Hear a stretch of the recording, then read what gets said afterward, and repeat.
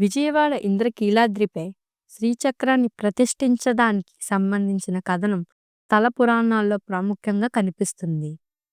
మనం గత ఎపిసోడ్‌లో విజయవాడ ఇంద్రకీలాద్రిపై కనకదుర్గమ్మ తల్లి అసలు ఏ విధంగా స్వయంభుగా వెలిసారో అనే కథ తెలుసుకున్నాం. మీరు కానీ ఆ వీడియో చూడనట్లయితే ఆలస్యం చేయకండి. వెంటనే కింద డిస్క్రిప్షన్‌లో లింక్ ఉంటుంది. క్లిక్ చేసి చూసేయండి. పూర్వకాలంలో ఇంద్రకీలాద్రిపై కొలువై ఉన్న కనకదుర్గమ్మ తల్లి అత్యంత భయంకరమైన శక్తి రూపంలో అంటే ఉగ్ర రూపంలో ఉండేదని ప్రతీతి. అమ్మవారిని శాంతింపచేయడానికి మరియు తమ కోరికలు తీరడానికి భక్తులు జంతుబలులు ఇచ్చేవారు. ఆ ఆచారం కారణంగా ఆలయ పరిసరాలలో రౌద్ర వాతావరణం నెలకొంది. సాధారణ భక్తులు తరచూ దర్శనానికి రావడానికి భయపడేవారు.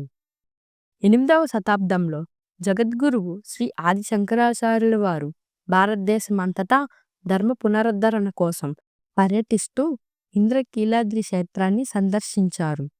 అమ్మవారి ఉగ్ర స్వరూపాన్ని, ఆలయంలో జరుగుతున్న జంతుబలి పూజా విధానాలను ఆయన గమనించారు.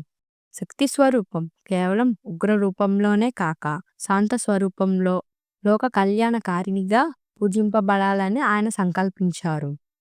ఆది శంకరాచార్యులు వారు అమ్మవారి ఉగ్రశక్తిని అణిచి దానిని లోక కళ్యాణ శక్తిగా మార్చడానికి అద్భుతమైన మార్గాన్ని ఎంచుకున్నారు.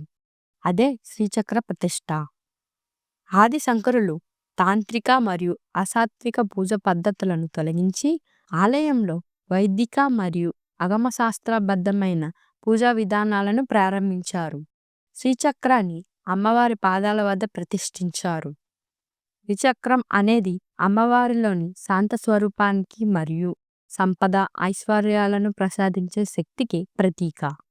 శ్రీచక్రం యొక్క శక్తి అమ్మవారి ఉగ్రశక్తికి గ్రహించి దానిని సౌమ్యశక్తిగా మారుస్తుందని పండితులు చెబుతారు. ఆలయంలో జంతుబలులు పూర్తిగా నిలిచిపోయాయి. కనకదుర్గమ్మ ఉగ్రస్వరూపం నుండి శాంతి స్వరూపిణిగా మారి భక్తులకు కనకవర్షం కురిపించే కనకదుర్గమ్మగా వెలిసింది. ఈ చర్య ద్వారా ఆదిశంకరులు కనకదుర్గమ్మను శక్తికి మరియు సంపదకు కేంద్రంగా లక్ష్మీ స్వరూపంగా మార్చారు. తద్వారా ఈ క్షేత్రం దక్షిణ కాశీగా మరియు శక్తికి ప్రధాన పీఠంగా ప్రసిద్ధి చెందింది. కాబట్టి శ్రీచక్ర ప్రతిష్ఠ అనేది కేవలం ఒక సంప్రదాయం కాదు, అమ్మవారిలోని ఉగ్రశక్తిని లోక కళ్యాణ శక్తిగా మార్చడానికి, ఆలయ పూజా విధానంలో వైదిక సంస్కృతిని నెలకొల్పడానికి ఆదిశంకరులు చేసిన గొప్ప ఆధ్యాత్మిక చర్య. మీకు ఈ వీడియో నచ్చినట్టయితే లైక్ చేయండి. మీ అభిప్రాయాన్ని కామెంట్లో తెలియజేయండి. ఇక మరిన్ని పవిత్ర పురాణ కథల కోసం మా ఛానల్ని వెంటనే సబ్స్క్రైబ్ చేసుకోండి.